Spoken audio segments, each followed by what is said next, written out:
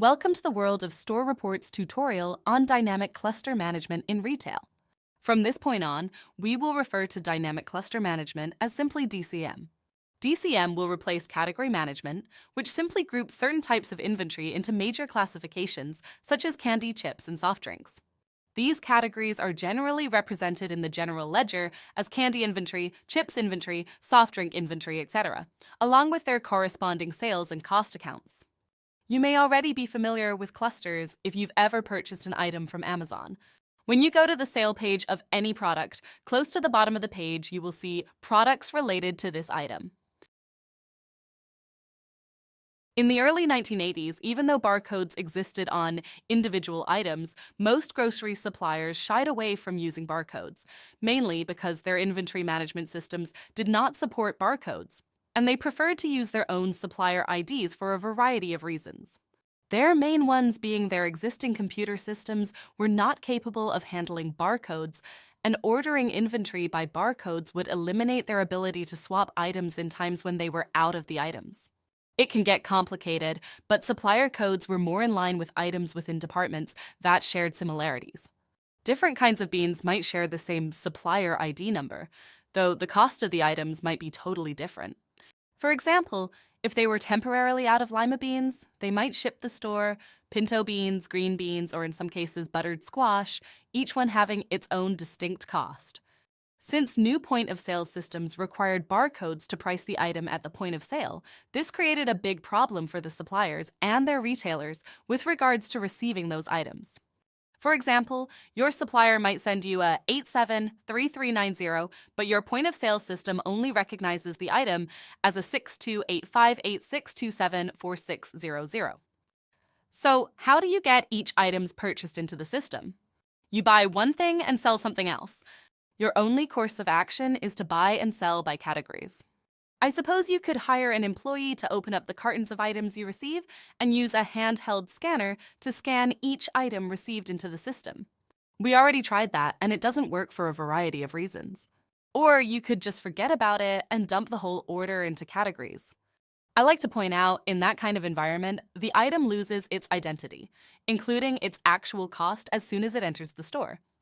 So, when you sell an item in your store, how much do you make? You don't know. And that should scare the dickens out of you. We all know that items in a store can share a relationship with other items. Some are easy to spot, like pancakes and syrup. But others can be elusive, however we feel their effects when it comes to retaining good employees, pay our bills on time, or send our kids to good schools. AI refers to these groups of items as clusters. Without AI, managing clusters would be impossible. It would be like putting gas in your tank using a teaspoon.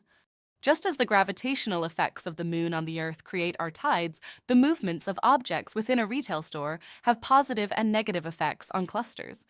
In AI speak, items that have effects on each other are normally uncovered through a process known as market basket analysis. Clusters transcend categories. For example, customers who buy honey buns usually buy coffee. But the strength of these relationships may vary. Sometimes they may purchase Mountain Dew, water, or something else. And people who buy Mountain Dew may also buy this or that. The human mind is not capable of keeping track of the web of connections that are possible, so in the past, that information may have been deemed superfluous. Another thing to remember is that categories are static and generally do not change. Clusters often contain items located in several different categories and change according to activity. If you have hot dog wieners in the cooler, the buns that reside within its cluster may be categorized as bread located in another part of the store. Understanding how clusters affect sales is a critical component to retail management. Clusters in retail can be identified as groups of items that work together to drive sales. Simple?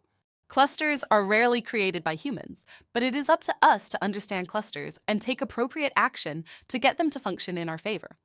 In the past, retailers have used planograms to choose inventory to make up categories.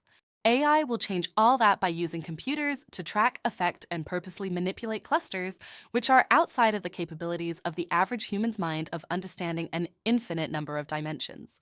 We can directly influence clusters, however, clusters are a product of sales activity in a store. Clusters are fungible and can grow, shrink, appear, and disappear in seconds.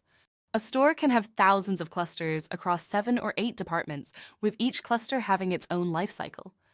Why certain products sell well in one store and not so well in another can be directly attributed to the cluster it falls into and its weight. Items may appear in multiple clusters, and its importance within that cluster is determined by that weight.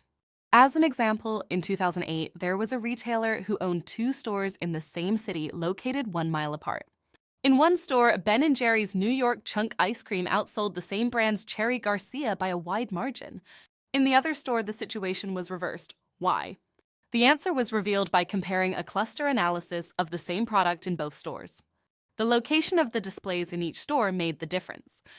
DCM is an amazing field of study, but it would be impossible without AI. We've come a long way from relying on our suppliers to keep our stores filled with inventory they think our customers might buy, to using AI to forecast with great accuracy what our customers will buy. Our suppliers don't possess the technology needed to do that, as most of them have yet to address even the barcode issue. The breaking up of larger retail chains partially explains the explosion of single-store mom-and-pop operators owning 63% of the market. Tells us 2 things.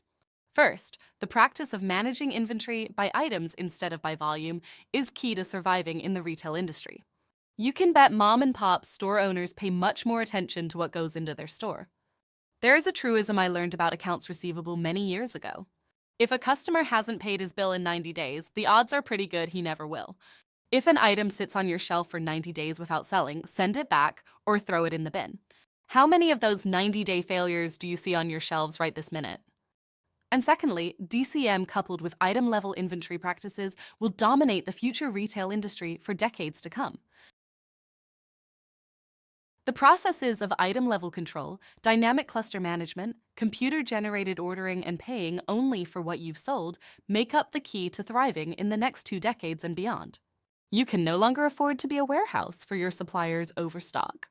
These practices need to come to an end before it's too late. Beginning in 1981, while we were working with chains owning thousands of stores, here is what we discovered. 30% of your inventory is making all of your profits. 70% is either marginal, dead, dying, or costing you money, predominantly due to the cost of owning, maintaining, and storing it. Identify those freeloaders and get them out of your store. But then my store will look picked over, and that will hurt sales, you may be thinking. That's sheer propaganda designed to get you to buy more stuff. There are a dozen ways to make a store look full other than buying more stuff. Take out a gondola, widen your aisles, add a few plastic plants. It is costing you money to hold inventory that doesn't sell. As I said earlier, with the exception of a few seasonal items, we can no longer afford to be warehouses for our suppliers' overstock. And one more thing. AI is an environment that allows us to automate functions that were too difficult or too costly to perform manually, and opens up an entirely new landscape of possibilities for us to consider. This concludes Store Report's tutorial on dynamic cluster management, brought to you by AI. Don't forget to check out Bill Scott's new book, Artificial Intelligence, An Action That Appears Human, available on Amazon, for insights in how AI will affect retailers in the coming decades. Thanks for watching!